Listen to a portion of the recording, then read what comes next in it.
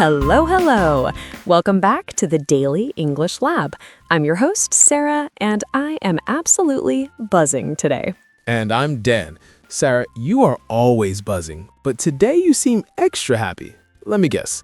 Is it because it's finally Friday? You know me too well, Dan. Yes, the weekend is right around the corner. And honestly, that is exactly why we are here today. We are here because it's Friday? No, well, partly. We are here because the weekend is the #1 topic for small talk. Think about it, Dan. On Friday, everyone asks, "What are your plans?" And on Monday, everyone asks, "How was your weekend?" That is true. It's the universal conversation starter. But Sarah, I have a problem. When people ask me, Dan, what are you doing this weekend? I usually freeze. I just say, I will sleep, or I will watch TV. Oh, Dan, I will sleep. It sounds so robotic.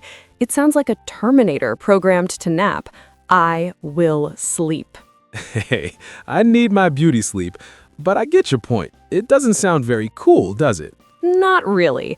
And that is what we are fixing today. We're going to teach our listeners how to talk about their free time without sounding like a textbook. We are dumping the robot voice and upgrading to native speaker mode. I am ready for the upgrade. So what is the first rule of Weekend Club? Rule number 1, stop using will for your fixed plans. Wait, really? But will is the future tense. The weekend is in the future. The math adds up. Grammatically, yes, but socially, no.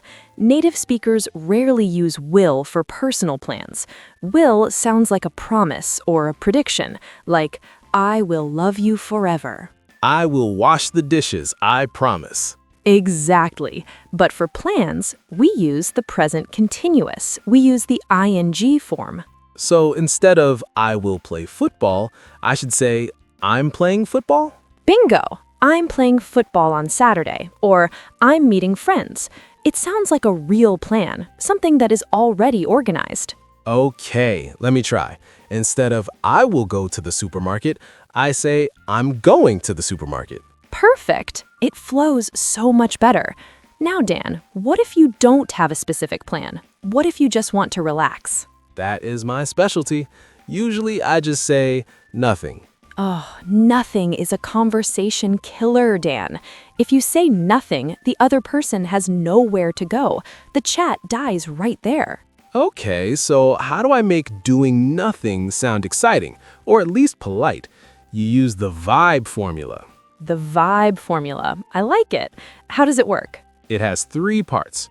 1, the reaction. 2, the activity. 3, the reason. Okay, give me an example. Imagine I am just staying home. Part 1, reaction. I'm actually really looking forward to a quiet one. Part 2, activity. I'm just going to stay in and read. Part 3, reason. I've had such a crazy week, I need to recharge. Wow, that sounds sophisticated. You aren't just doing nothing, you are recharging. It makes you sound like a productive person who is making a smart choice to rest. Exactly. It invites the other person to agree with you. They'll say, oh, I totally get that. Recharging is important. Okay, let me try the formula. Reaction. I can't wait to do absolutely zero. Activity. I'm planning to binge watch that new series on Netflix. Reason. I've heard it's amazing and I want to catch up. And yes, binge watch, catch up, those are total native phrases. You sound like you have a purpose. I feel more confident already. But Sarah, what about the people who actually do things, the active people? For them, we have the phrase heading to. Instead of saying, I am going to the beach, say, I'm heading to the beach. It sounds dynamic. I'm heading to the gym. I'm heading downtown. Yeah, that sounds cool. It sounds like I'm in motion. Precisely. Now, listeners, we have covered the grammar, no will, the formula, reaction plus activity plus reason, and the motion, heading to. But we aren't done yet. We are never done until we visit the vault. That's right. We have some very specific slang that will make you sound 100% fluent when talking about your social life. And there's only one person who holds the keys to the vault. Is it Jessica? It is definitely Jessica. She's standing by in the next segment to give you 3 idioms that will change how you describe your weekend. I heard she has a great phrase for when you stay up late partying. She does. And another one for when you want to sleep until noon. You do not want to miss that. But before we go to Jessica, let's do a quick role play for our listeners. I want them to hear this in a real conversation speed. Great idea. I'll be your boss, and it's 5 p.m. on Friday. Ready?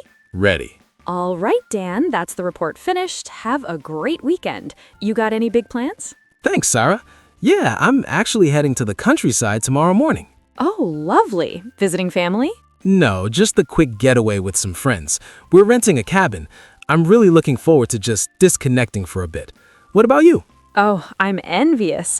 I'm keeping it low-key this weekend, just catching up on some house chores and maybe grabbing dinner with my sister. Sounds nice. Well, enjoy the downtime. And scene. Dan, that was perfect.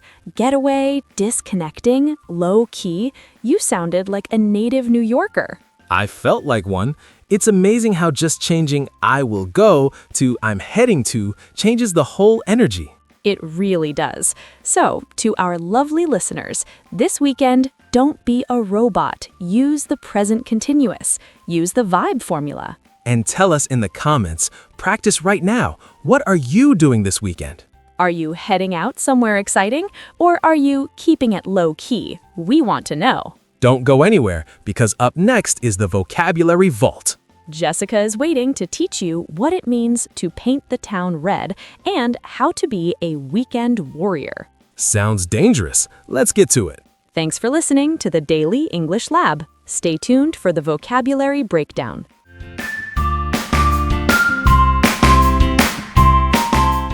Thanks, Sarah and Dan. I heard Dan trying to sound like a native New Yorker. Not bad, Dan. Not bad. Hi everyone, I'm Jessica, and welcome back to the Vault. You've got your grammar right and you've got your formula ready, but if you really want to spice up your English, you need the right idioms. Today, I've unlocked 4 phrases that will make you sound like you've been living in London or New York for years. Phrase 1. To sleep in. The vibe, relaxed and cozy. What it means, to stay in bed later than usual, especially because you don't have to work. Don't confuse this with oversleep. If you oversleep, it's an accident and you're late for work. If you sleep in, it's a choice. Example, my alarm is turned off. I am definitely sleeping in tomorrow. Phrase 2, to paint the town red. The vibe, high energy, wild, and social. What it means, to go out to bars, clubs, or parties and have a very exciting time. Use this when you are celebrating something big, like a birthday or a promotion. Example, it's my best friend's birthday, so we're going to paint the town red tonight. Phrase 3, a weekend warrior. The vibe, intense and active. What it means, a person who works a normal job during the week but does very intense physical activities, like marathons, mountain climbing, or 5-hour gym sessions, only on Saturdays and Sundays. This is great for describing that one friend who is always exhausted on Monday morning because they climbed a mountain on Sunday. Example, Dan is a total weekend warrior. He hiked 20 miles yesterday.